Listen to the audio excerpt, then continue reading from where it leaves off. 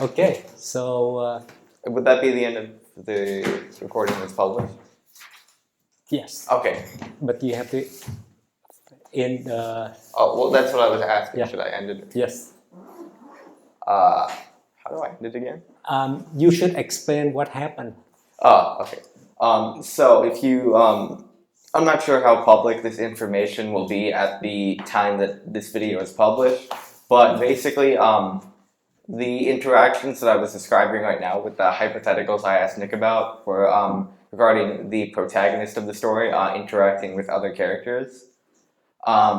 So that's why it kind of seemed all over the place and why we started talking about movie stars. But given the things we talked about, I think I know how I can develop the plot further, and I'm looking forward to talking to a few people and working on this. Okay. The camera is running, the mics are running. The project lead is here. You stay where you are. Okay. Wait, who's next? Who's next? Jason. Yes. You should decide who wants to talk with the comic project lead. Actually, Zoe, you want to talk about the illustration stuff? If you're not today. Okay. Hi guys. Yes. Hello, everybody. Hi Mary. Hi James. I'm not sure who would be best. And Nick. Nice to meet you, John. Hey John. You wanna talk with this guy about a comic? Not a comic. Yeah. We're creating it. Who are you? Can I know that first? Or I can what? Can I know who you are first? Yes, my name's John. Okay. It's fun to talk on camera. It's fun to talk on camera. Oh, okay. So I'm getting that. All right. You okay? Yeah, right. It's really fun to talk on camera. Okay. All right. All right. Nice socks. Sorry. So am I asking about comic? Let's see. So your name is John? My name is John. Yeah. Hi, John. Hi. What's your name again? My name is Alec. Nice to meet you, Alec. I'm horrible with names, so it's going to take me a little bit. Nick, and then Jerson. Jerison. Okay, I'm going to work on that. So this comic you're creating. Yes. So what do you know about Thumoslang? What I nothing. I'm walking in Oh, here great! blind. You're gonna love this I comic. can't wait. So Thumoslang, let's see, 2017. Nick, camera guy, published a book called Thumos. Okay. It stemmed from him wanting to be the perfect father to his son. And the idea of, he defined respect as meaning no interference. So from there, Thumoslang is Thumos, but with all the rules stripped away. And do you know what a nomenclature is? Basically, I think the simplest way I can put it is like terminology. So it defines words as like the simplest thing that they can be. Faith, belief without evidence. Trust, meaning risk assessment. Any opinions? I'm sorry, I don't know. I have two daughters, and definitely, creating something like that, it definitely sounds like something I would be interested into reading, and simplifying things out like that. There's a book. I think I got to read it. I think that would be really helpful because a lot of people get things very convoluted in life, especially with social media and meeting people, and it's like, how do you just get down to the simple thing? Yeah, in terms of things getting convoluted, I've started noticing that a lot. Especially when my parents, for various reasons, say I'm disrespecting them, but they're pretty much saying that I'm not admiring them. Okay, that just sounds vain. You want to come over to my house sometime? I'll put it this way. My daughter is 13, and if she calls me a pussy, I turn around and I'm like, all right, you want to dare me? Let's go. I might be 35, but you're 13 and you think you have it all figured out. You don't. So, I'm not looking for her to bow at my feet and say anything or be like, but I do want her to look up to me and honor me and to be happy, you know, when I walk in the room occasionally. So it's not. Next time she says that, you should say you are what you eat. She might like that.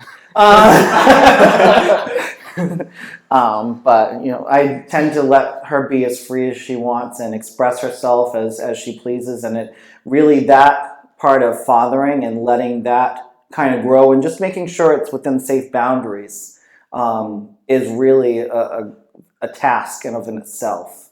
So I don't know, maybe I don't know if you have kids, but when you have them, or if you don't, they definitely teach you as much as you teach them. Would you say you had any particular challenge that you'd be willing to open up about? Oh, with my daughters? Yeah. Well, so my oldest tried committing suicide last year. My ex was abusive. I got a divorce. I found out she was beating her and stabbed her. And it just was really tough for her because she went from being someone who was positive to having no worth.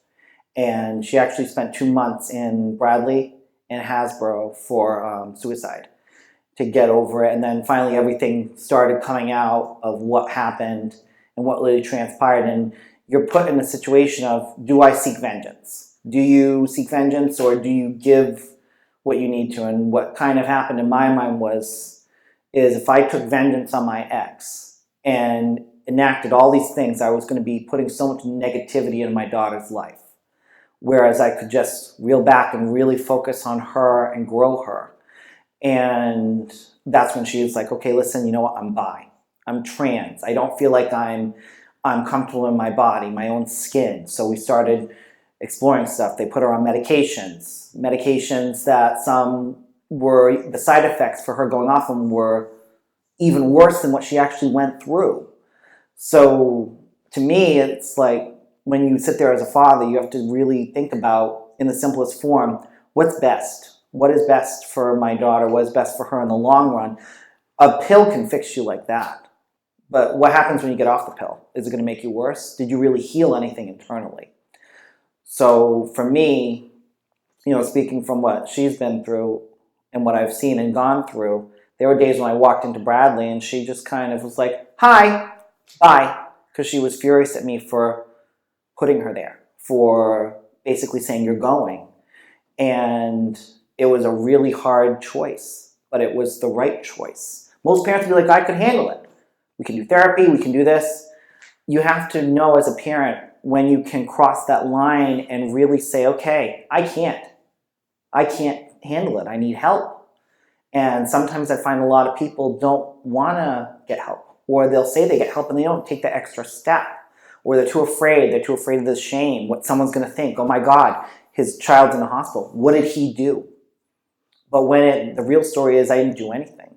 I was just absent. I was at work. I was so occupied with other things instead of what she needed. So when you take that step back, for me, and you really look at things in their simplest form and from a bird's eye view instead of in the middle of it, you see a lot more. Well, I wouldn't want to be one to claim that I have all the answers, but obviously I wish you the best, and I hope that if you do decide to learn about something like Thumoslang, it could help you heal your relationships and get them to the best way they can be. I mean, I don't think it's quite equivalent, but Jerrison's sitting over there, and we didn't both meet. I think he knew Nick for a little bit longer than I did, but like, I'd say at this point he knows me about as well as anyone does. When you say he, do you mean me or Nick? I mean, both of you. Well, in that sentence I was referring to you, but the same applies to Nick. So yeah, I'm just saying. I was pretty shocked at some points where it just struck me how close we'd actually become.